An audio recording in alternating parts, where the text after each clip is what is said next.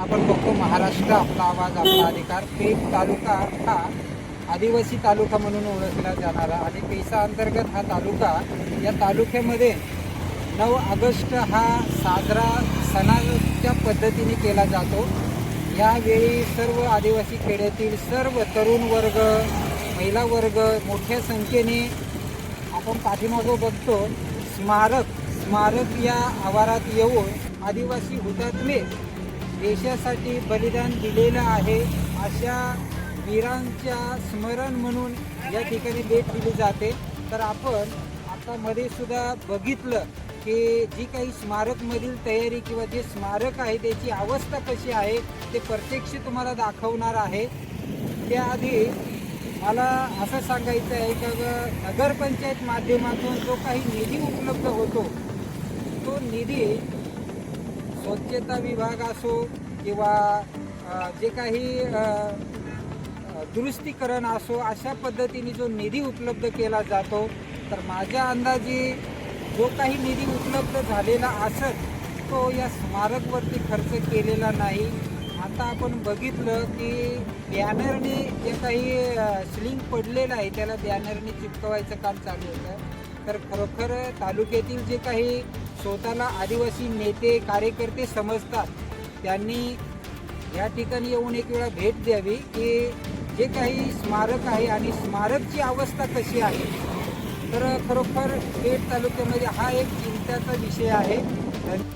तर आज 8 ऑगस्ट या स्मारकच्या आवारात आपण आलेलो आहे आणि आपण बघतो हे बाहेर सर्व बॅनर वगैरे लावलेले आहेत. ही उद्याची तयारी आहे आणि त्याआधी मी स्मारकमधील दृश्य दाखवणारच आहे की जे काही स्मारकची अवस्था किंवा स्मारकची जी देखभाल करायला पाहिजे ती सर्वस्व जबाबदारी नगरपंचायतची असते.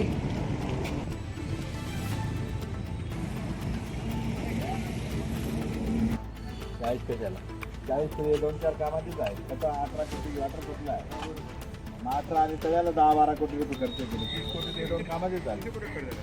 मग 5 कोटीचं इतर काम आहे ना ते काढले नाही. तर ते गटर आहे ती 90 लाखाची आहे. तुमची ती गोबी घाट धसून गेला पहिल्याच पावसात 70 लाखाचा आहे. मध्ये आहे ना मध्ये आपण नंतर गाळ काढायला एक 1.25 कोटी रुपयाचे तुमचे 10-10 लाखाचे जॉब आहेत. काही 50 लाखाचे गाळ काढायचे समजा 1 कोटी रुपये आहेत. ते नाही तर मग कागदार दाखवा नाही ग आम्हाला माहित आहे ना.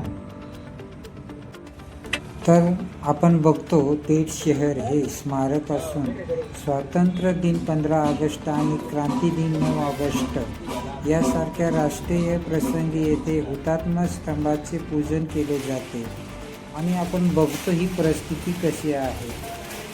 खरोखर चिंतेचा विषय आहे. तर ही अवस्था आपण बघतो की ह्या स्मारकमध्ये जी काही ही एवढी घाण वगैरे कलर केलेलं नाही ही पद्धतीने या स्मारकची देखभाल करतात आणि आपण बघतोच हे.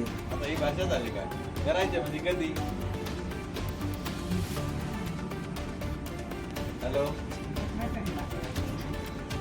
महिला आहे एवढी 3-3 वर्ष जे महत्वाचं आहे ते करायला पाहिजे जरा वेळेला. का नाही केलं हो ना. आता कर म्हणजे मागच्या 9 ऑगस्टला सांगितलं होतं. इथे तर सांगितलं सगळं प्लाउड वगैरे घेऊन आलंय हे केलंय ते केलंय. कुठंच आहे इथे ते कपडा लावून राहिले.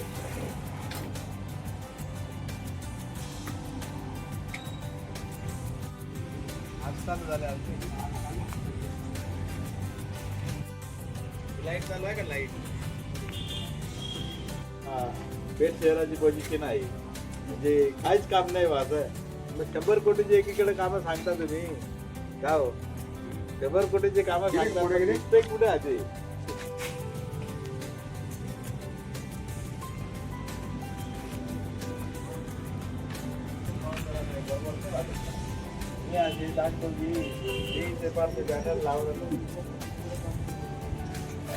याच्यासाठी निधी वगैरे उपलब्धच होत नाही का. सुद्धा आहे त्यात हा? 2024 ला. मग हलगर्जीपणा नाही, हा आदिवासी संस्कृती जतन करणे, आदिवासी भागात असे कार्यक्रम होतात, कायम कायम होत नाही आणि ते बोलतात म्हणजे चुकीचं नाही. नगरपंचायत माध्यमातून हे सगळं काही गोष्टी व्हायलाच पाहिजेत होत्या. निधी उपलब्ध नसता विषय सोडून द्या. ग्रामीण भागात याच्यापेक्षा परिस्थिती चांगली आहे, मग तालुका असून उपयोग काय? उलट ग्रामीण भागाने तालुक्याचं अनुकरण केलं पाहिजे का तालुका कसा आहे त्या पद्धतीने. आता तालुक्याने ग्रामीण भागाचं अनुकरण करावं. नगराध्यक्ष आणि शिवला जाऊन विचारून घ्या, कारण त्यांची जबाबदारी आहे. 2024 ला काम मंजूर आहे, मग आता 2026 आहे. 2026 मधला 8वा महिना आहे, अजून का केलं नाही तिला ते लोकांना विचारलं पाहिजे ना. आणि ते मागच्या वर्षीपेक्षा आता फार बॅड पोझिशन आहे, सगळ्या सिलिंग खाली एवढं आहे ना. त्याच्यानंतर हा जो स्तंभ आहे, हा ना, मग आता तो तर मागच्या 3 वर्षापूर्वी सुद्धा मी ह्या विषयावर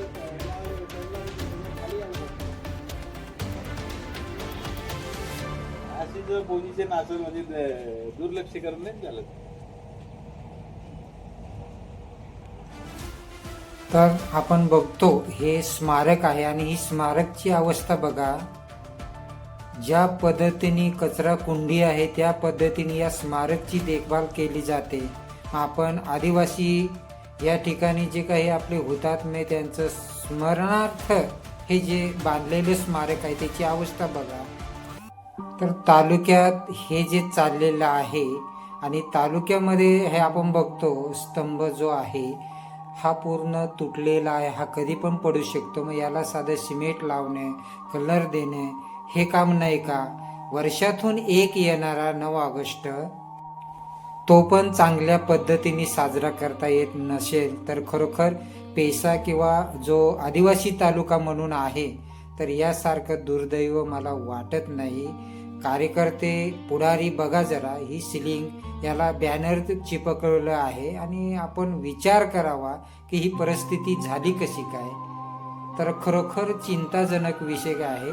तालुक्यातील सर्व पुढारी, आजी माजी, कोणी सरपंच, आदिवासी म्हणून स्वतःला समजत असाल तर माझी सर्वांना विनंती आहे की याच्यावर आपण प्रत्येकाने प्रश्न विचारला पाहिजे. या स्मारकची अवस्था झाली कशी, या स्मारकची देखभाल का करत नाही, तर खरोखर दुर्दैव आहे आपण आदिवासी असल्याचा. आदिवासी तर सर्व पेठ तालुक्यातील जनतेला विनंती आहे की जास्तीत जास्त संख्येने यामध्ये सामील व्हा आणि आनंदाने साध्या पद्धतीने 9 ऑगस्ट साजरा करा. तसेच पेठ तालुक्यातील तरुणांना विनंती आहे की या दिवशी आपण कुठलंही व्यसन करू नये, जेणेकरून या 9 ऑगस्ट मध्ये आपण गोंधळ करणार किंवा विवाद करणार, भांडण करणार तर असा काही प्रकार करू नये, जेणेकरून हा 9 ऑगस्ट चांगल्या पद्धतीने साजरा झाला पाहिजे. आपण आपला स्वाभिमान, आपली संस्कृती जपली पाहिजे एवढीच अपेक्षा आहे. धन्यवाद. सोपान पवार, पेठ.